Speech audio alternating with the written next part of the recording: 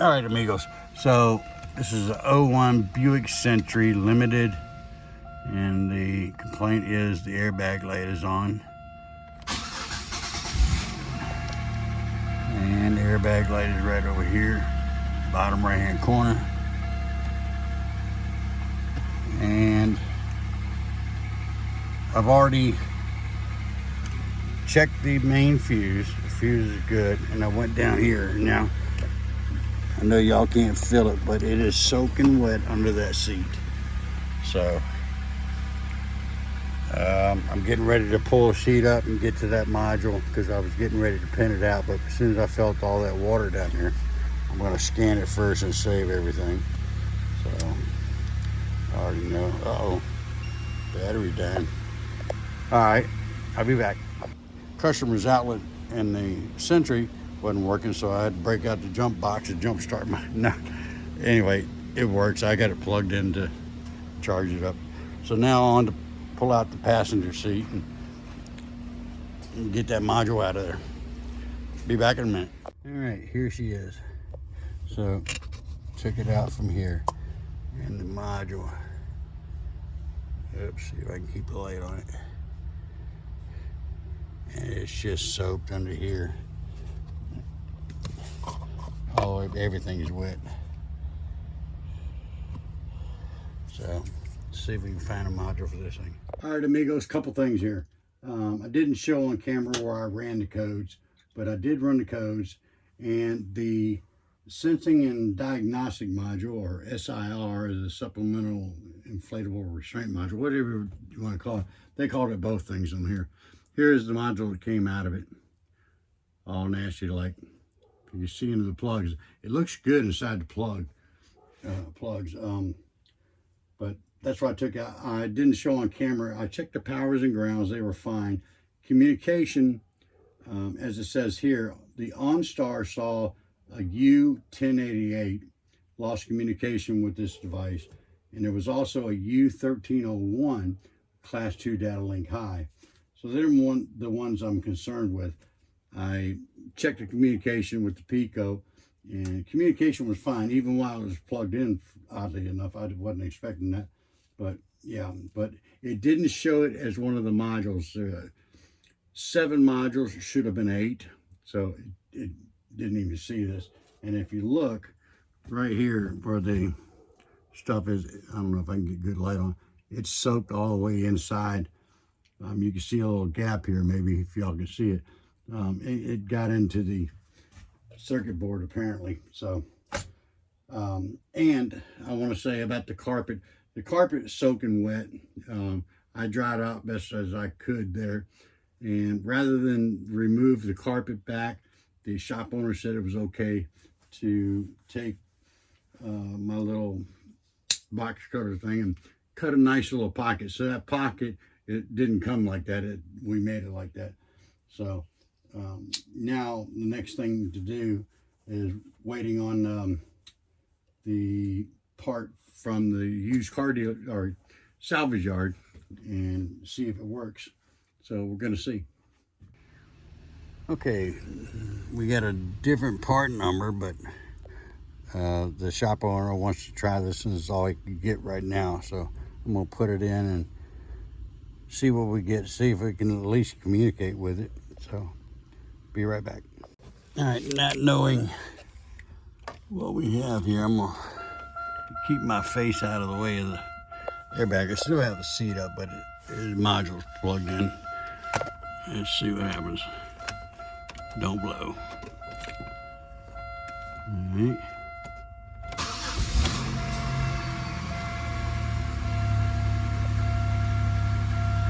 Airbag light is flashing, and it stayed on.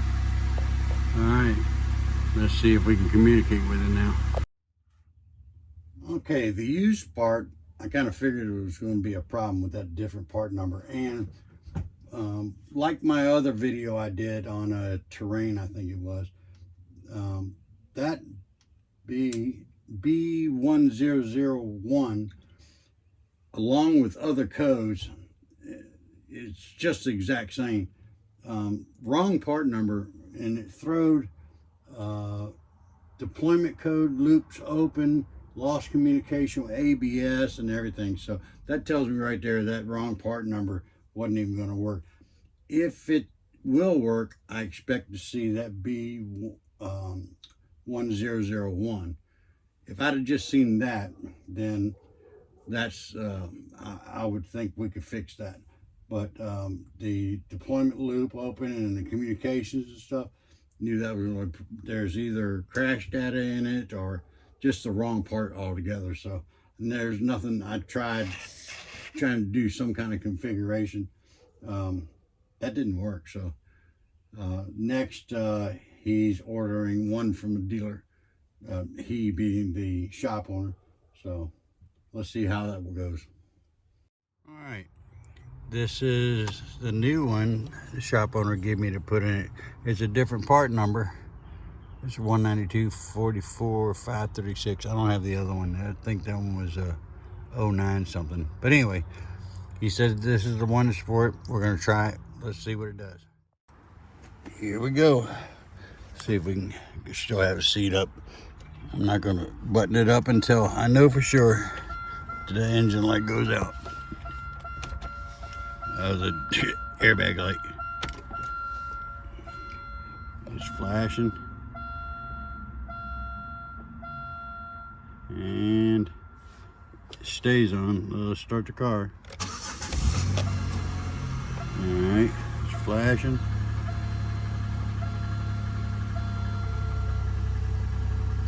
Alright, it stays on. So let me get the scanner out and scan it and see what she says is the problem with this one. Alright, amigos, I done learned me something today. So there's the light. It's going to go out. Alright, so it goes out. Turn the car on. And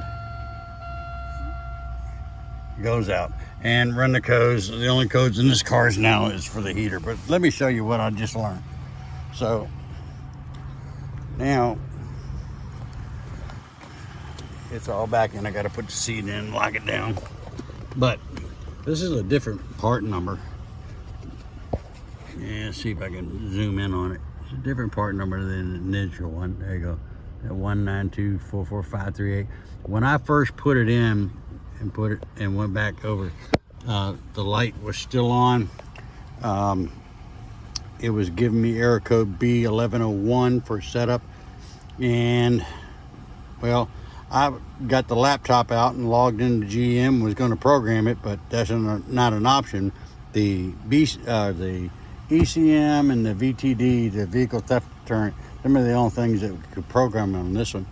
But I went back to the Altel, and you go in special function for setting up the BCM, and it puts the VIN number in the module, I guess, or I don't know what it does. But anyway, it was important to cycle the key after I was done, because that's what fixed it. So after I did this special setup with the Altel, it fixed. So let me get it back together. All right, don't forget the dongle. That's a learning experience for me. Hopefully it helps out somebody else. Now I get to drive around front and park it. And the engine light, or airbag light, is out.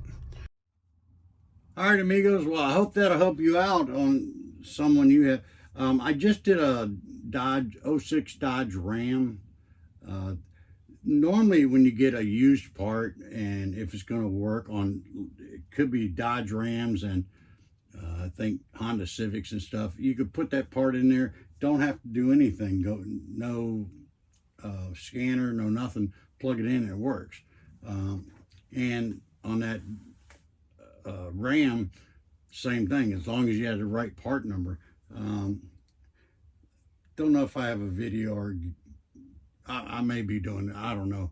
Anyway, lesson learned on this one, that I can't go into the SIR module nor the dealer to fix that, but that 1001 on that one, I can go into the BCM and tell it to update the VIN for the BCM. BCM.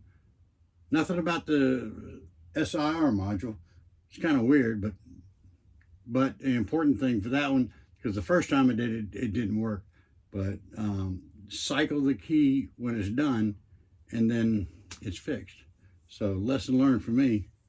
Until the next one, amigos, I'm out.